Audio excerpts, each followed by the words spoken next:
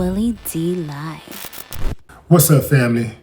We got a First Lady cutting up at Macedonia Worship Center in Houston.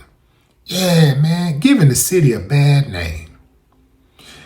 This woman stood in church during service and rebuked her own worship leader.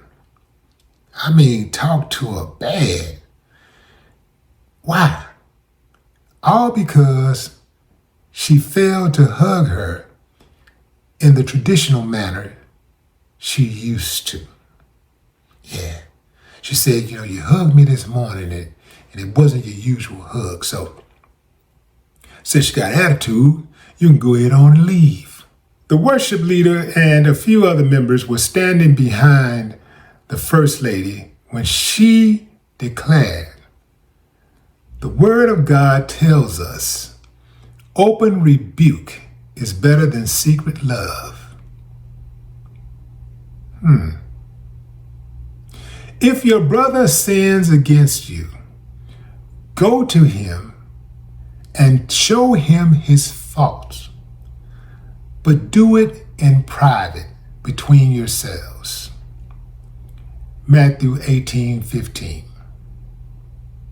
See, we got to stop allowing ourselves to be jerked around by these pulpit pimps.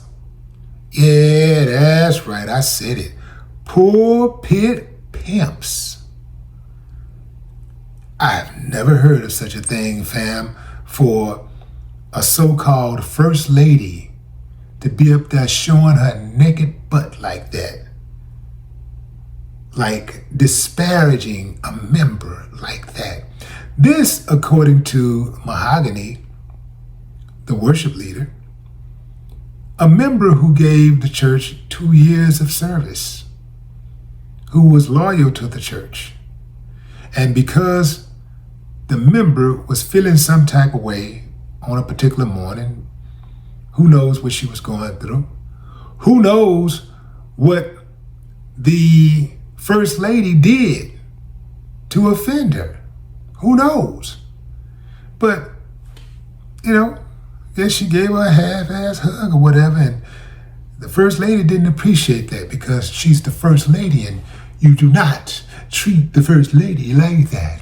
I am the First Lady, so the First Lady must be praised. You bow down and kiss the ring, or you leave this church that you helped build immediately.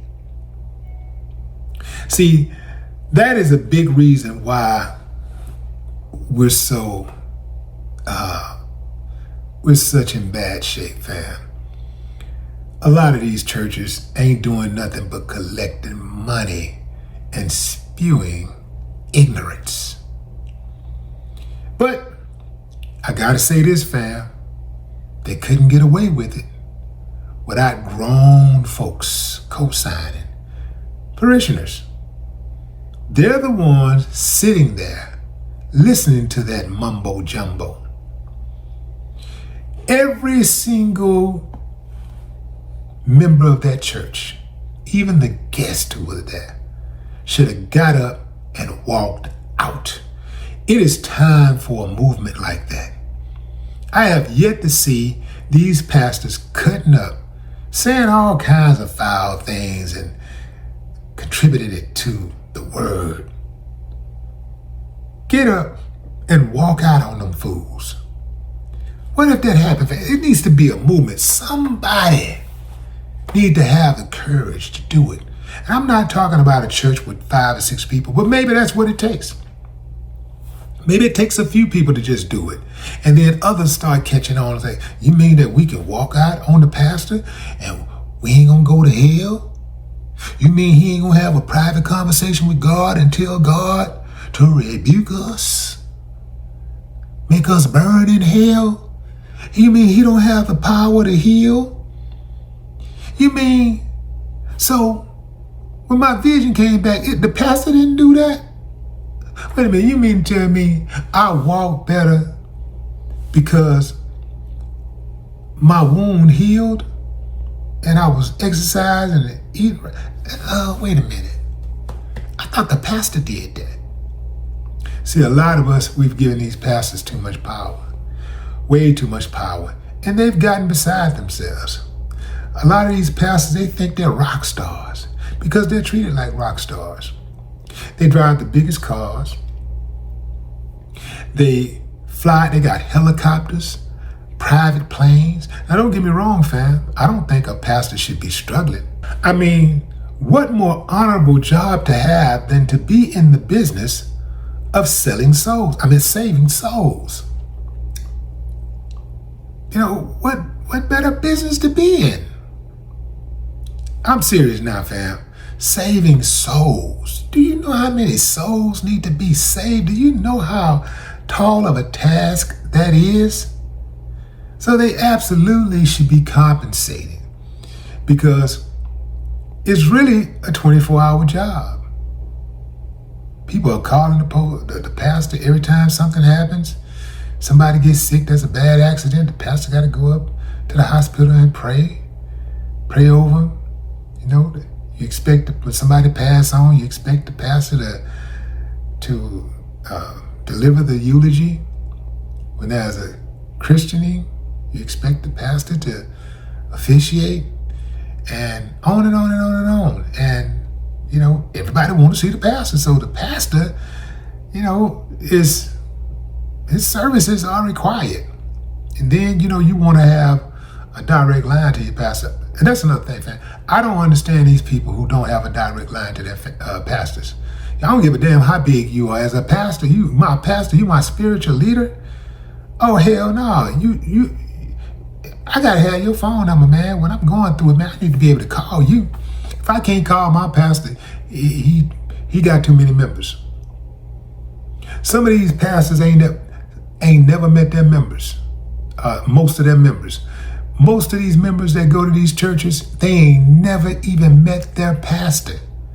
Man, if your pastor is too big to know you by name, you need to get another pastor. That's right, I said it. You need to get another pastor. The people who put the power in these pastors' hands are just as wrong as the pastors are. I'm talking about the ones who be stretching their authority and getting out of line, walking around here like their feet walk on water. Them. Yeah, they got to go. This first lady, she got to go. Do you know her husband, Pastor Walter Pope, backed her? Yeah, he backed her. I got my wife's back. And they sat there. And guess what, fam? They're going to go right back up there next week. Well, this week. They're going to be right back in there. It's time for a mass exodus. A mass exodus. You know, church membership has already been falling off every single year for the last maybe 25 years. Every single year it goes down even more. And it's going to continue to go down until we start getting pastors in here that get back to the word and not be leading people like they're some type of God themselves. It's time to get back to the word, the foundation. Yeah. But what say you, fam? Drop a comment. I'd love to hear your thoughts. No more talk.